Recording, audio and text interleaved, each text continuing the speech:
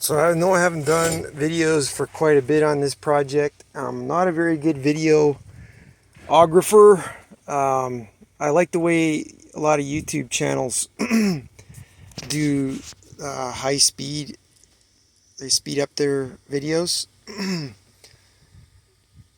So I'm trying to think while adjust my camera while I'm talking.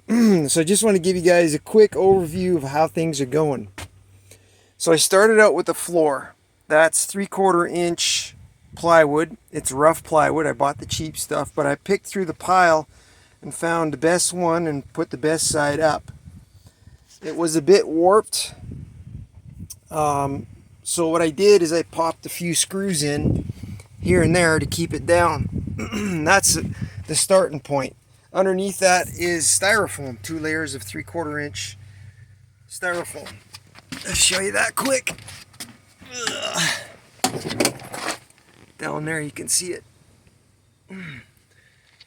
So after that, all I did was take some 2x4s and nail them onto these, I don't know what you want to call them, support beams?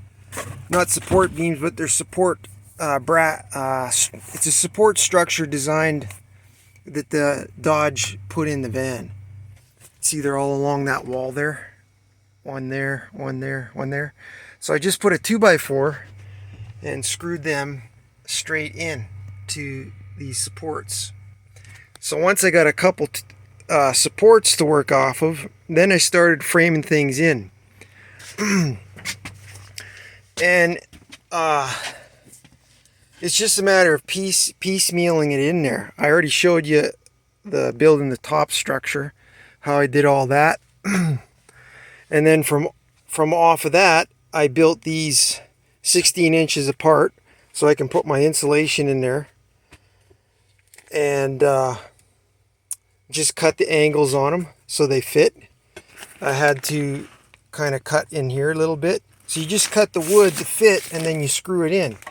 My screws went right through the steel here.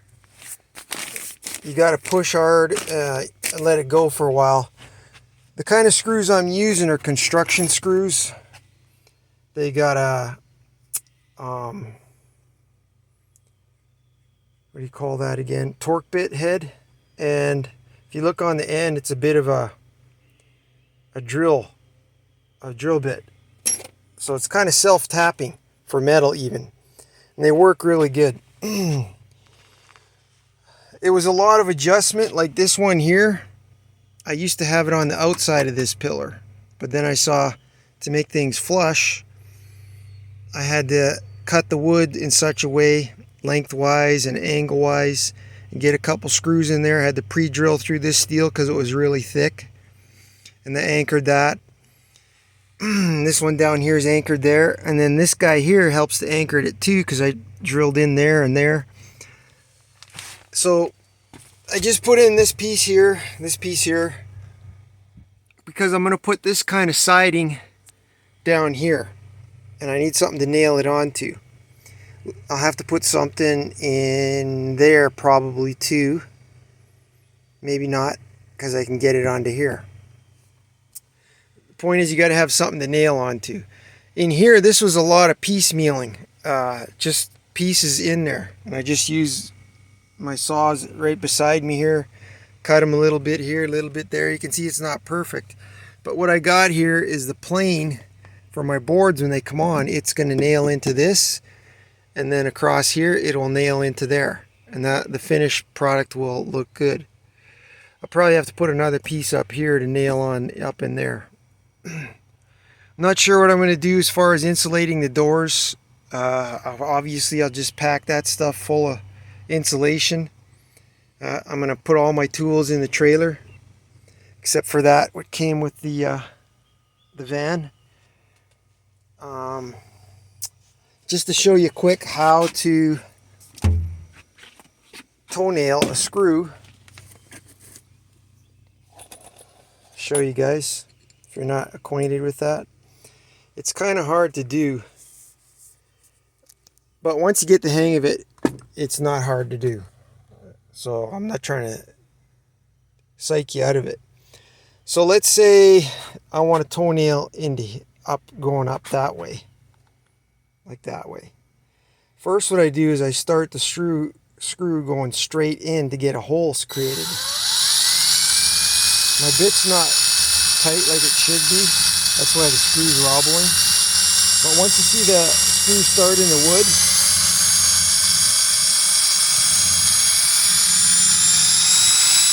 there. So what I do is I just back it out a bit, and then, because I got a hole started, and now I point the screw upwards, and then just guide it the direction I want it to go. So that's how you do toenailing with screws.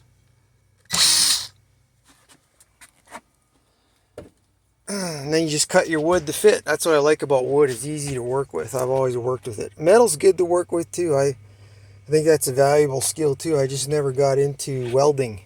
But eventually I'm going to get a welder, Lord willing. And it's a lot of times I've had need of a welder.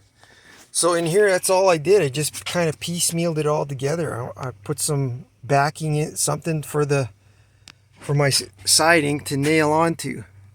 So like up here, what I'm going to do here is I'm going to have a cupboard right in here. So this is going to be plywood backing. This one will be siding backing. And over here, I'm probably going to have some bookshelves. So this will be plywood backing. Over here, that'll be exposed. So I'll have siding, this stuff on there.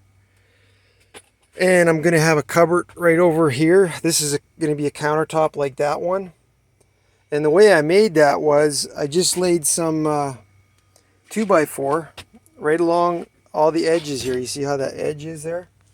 That's how these guys made this thing. This is actually housing the generator that came with this unit. So 2x4, I'm going to have a 2x4 frame square. And then I'm going to lay this kind of wood in there. I got this at Home Depot. I'll show you that in a second here. Basically, that's 18 inches, and it came in a 6-foot chunk. A really nice piece of wood. So I sanded it, and I just got to varnish it. I need to clean it up a bit with the sander because I got some dirt spots on it. But when it's done, it's going to look nice.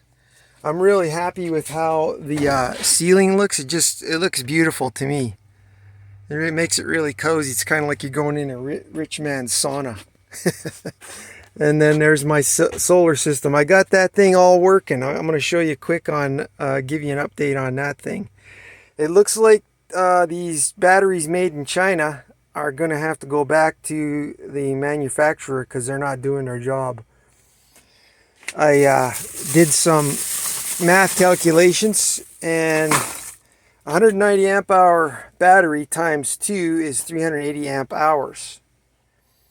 And my fridge is operating off of these batteries through that inverter, 3000 watt inverter, until about 2 in the morning after the sun goes down.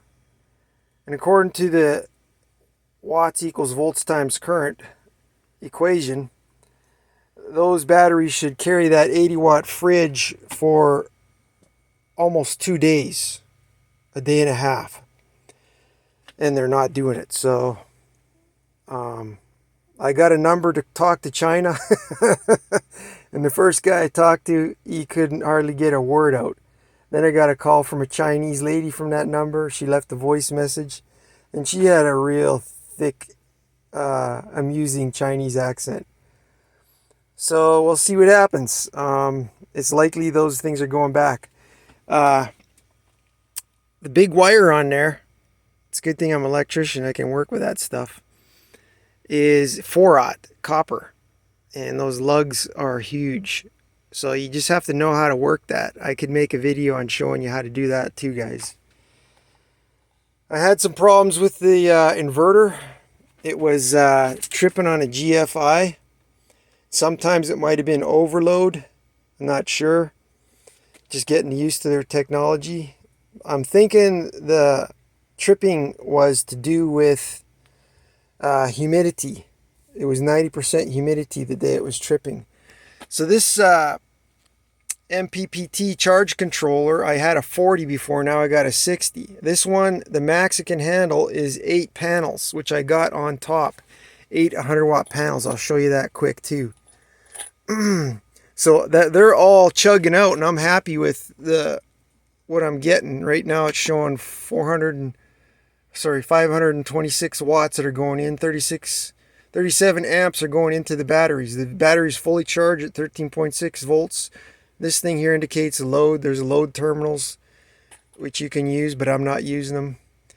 And the voltage on the solar panels is 72. It's picking up 509 watts right now.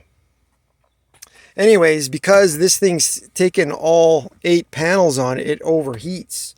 So I bought this little fan there, and I've been turning the air conditioner on. I don't know if it'll overheat when the air conditioner's off or not.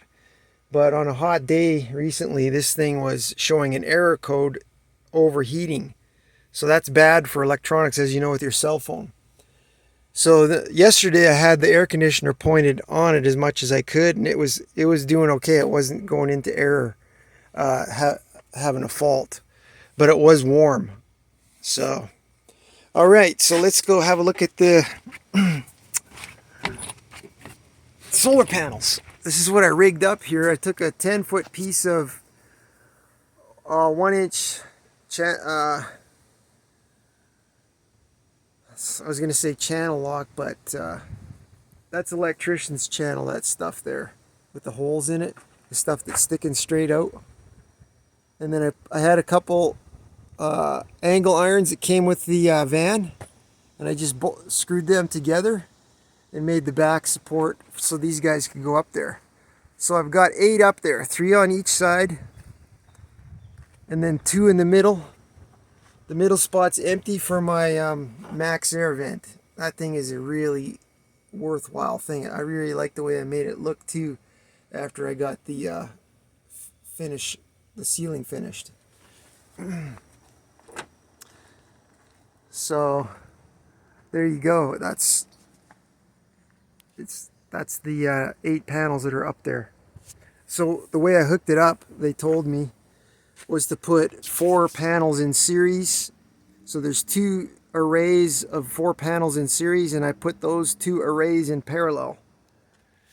So here's the plywood that I got. This stuff's like 29 bucks a sheet. It's 1/4 inch sanded is what they call it. You got to be careful because there's a birch one there too, and it's like twice the price, and it looks just as good as this one.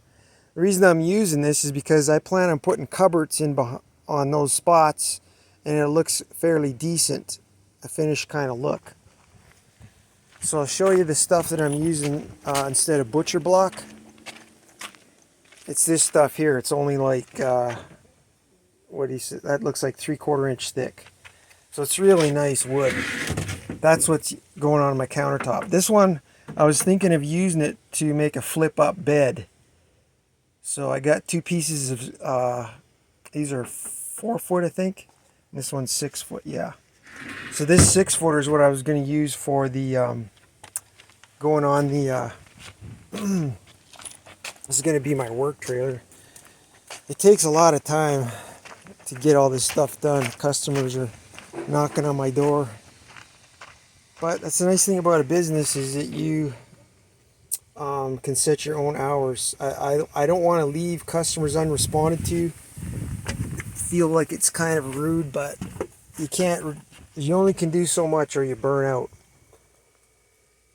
Okay, so yeah, here's where I was going to put and make another countertop. That's this was just like this. See the metal here? And you can't work off of that, so you may as well make a table out of it. That's what I did. And I was thinking of putting a bookshelves in there and bookshelves there, and then have an access hole to go through there with a curtain.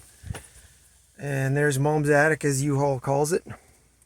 Full of junk right now. So I got to frame that all in so that I can make some cupboards. Like I said, that sanded 1/4 inch plywood is going to go on there, because there's a cupboard going to go here. And probably a little bookshelf there. So that's the plan. And that's the van. And if Dan DeMan gets to watch this video, he will like my poetry. I told him about my van conversion project. He's a brother out in California. He's a good godly Christian. I love his family, the Enos family. And he's got an uncle, Gordon, and his dad's name is Ray, and he's got uncles elsewhere. Daniel's an accountant, and he knows the Reformed faith good. So Daniel, if you get to watch this, shout out to you, brother. God bless you. Miss you. Wish I was out there with you guys. In a way, California, the government I don't miss. I miss the area. Miss the people. Good. There's some good conservative Californians out there, real. Cause they're right in the lion's den out there, man. California's a mess. So the conservatives are out there fighting for the Constitution. Those are where you put in a military battle, you got to put your best guys where the fiercest battle's going to be, right?